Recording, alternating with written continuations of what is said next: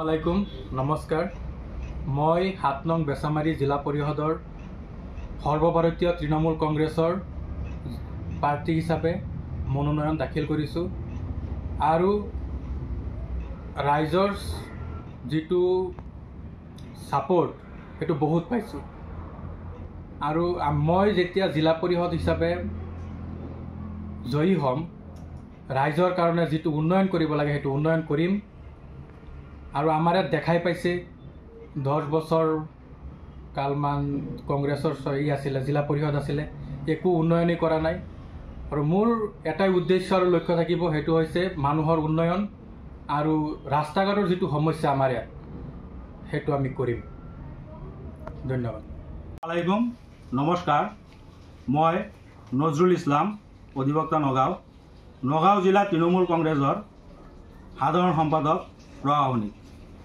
আপোনালোকক জনাবলৈ পাই মই সুখী হৈছোঁ যে আগন্তুক পঞ্চায়ত নিৰ্বাচনত আমাৰ দলে নগাঁও জিলাত 4খনকৈ জিলা পৰিষদৰ প্ৰাৰ্থী আৰু 4খনকৈ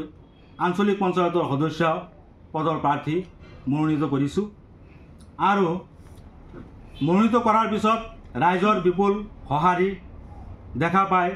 এতিয়া আমি ভাবিছোঁ যে আমাৰ 4খনতে আমি নিশ্চিত জয়ী হ'ব পাৰিম যদি আপোনালোক ৰাইজে আমাক তৃণমূল কংগ্ৰেছক